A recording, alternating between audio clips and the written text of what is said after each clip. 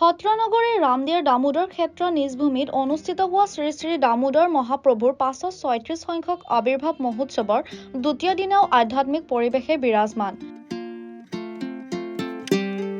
14খনকৈ দামোদৰীয়া সত্ৰৰ ভকত বৈষ্ণৱৰ উপস্থিতিত পুৱা নাম প্ৰসংগৰ পিছতেই বিয়লি ভাগত অনুষ্ঠিত কৰা হয় মুকলি সভা। শ্ৰী শ্ৰী দেৱদামোদৰ মহাপ্ৰভুৰ 536 সংখ্যক আবিৰ্ভাৱ মহোৎসৱ আৰু ৰামদিয়া দেৱদামোদৰ সংঘৰ 65 সংখ্যক বাৰ্ষিক অধিৱেশনৰ লগত সংগতি ৰাখি মুকলি ধৰ্মালোচনী সভা অনুষ্ঠিত কৰা হয়। আজিৰ মুকলি সভাৰ অৱসৰী সহযোগী অধ্যাপক ভৱেন কলিতাৰ সভাপতিত্বত অনুষ্ঠিত হোৱা সভাখন উদ্বোধন কৰে বাইহাটা চাৰিআলি ৰামানুজন একাডেমীৰ ৰেক্টৰ বিপুল শৰ্মাই। সভাত নিৰ্দিষ্ট বক্তাৰ আসন অলংকৃত কৰে নিৰঞ্জন কলিতা অৱসৰী মুৰব্বী অধ্যাপক। লগতে মুখ্য অতিথি ৰূপে উপস্থিত থাকে এমন্ত্ৰণৰ উপপ্ৰবন্ধক তথা দাপোনৰ মুখ্য সম্পাদক দীনমণি ভাণ্ডাৰ কায়স্থই।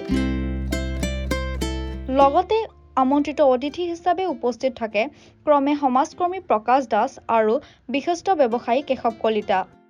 দামোদৰদেৱৰ 537তম জন্মোৎসৱ লগতে ৰামদিয়া দামোদৰ সংঘৰ 62 সংখ্যক বাৰ্ষিক অধিৱেশন। এই দুই দৃষ্টিৰে আজি ইয়াত এখন ধৰ্মালোচনী সভা অনুষ্ঠিত হৈছে। যোৱা দুদিন ধৰি এই ৰামদিয়া দামোদৰ সংঘই দামোদৰদেৱৰ জন্মজয়ন্তী পালনৰ বাবে তেখেতৰ বাৰ্ষিক অধিৱেশনৰ অনুষ্ঠান ইয়াত অনুষ্ঠিত কৰিছে। আজি শ্ৰী শ্ৰী দামোদৰদেৱৰ যি ধৰ্মীয় দৰ্শন আদৰ্শ বা তেখেতৰ যিটো সত্ৰ সংস্কৃতি আছিল সেই সকলোবিলাকৰ ওপৰত বিতংভাৱে আলোচনা হৈছে।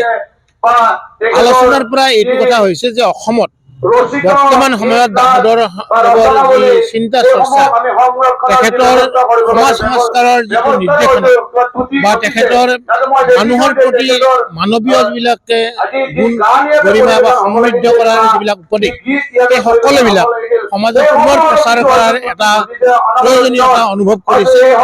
আৰু মই আশা কৰিছো যে আজিৰ দৰে ধৰ্মালোচনী সভাৰ দ্বাৰা দামোদৰদেৱৰ সকলো বিষয় ইয়াত আলোচনা হৈছে। অসমৰ বিভিন্ন প্ৰান্তত দামোদৰপন্থী লোকসকলে তেখেতৰ এই চিন্তা চৰ্চাক এনেধৰণে আলোচনা কৰক, ৰাইজৰ মাজলৈ আনক, সত্ৰ সংস্কৃতিক অসমত অতি দৃঢ়ভাৱে প্ৰতিষ্ঠিত কৰক আৰু দামোদৰদেৱৰ সত্ৰ সংস্কৃতি বা সত্ৰবিলাকৰ প্ৰতি যি ভাবুকি বৰ্তমান আহিছে সেই ভাবুকিৰ বিৰুদ্ধে ৰাইজে সজাগ হৈ একেলগে থিয় হওক আৰু সত্ৰৰ সকলো মাটি বাৰীকে আদি কৰি পুনৰ উদ্ধাৰ কৰাৰ কাৰণে প্ৰচেষ্টা হাতত লওক। অসম দামোদৰ সংঘৰ লগত ৰামদিয়া দামোদৰ সংঘই সহযোগিতাৰে তেনেকুৱা ধৰণৰ কামত আগবাঢ়ক এই মোৰ আশা থাকিল।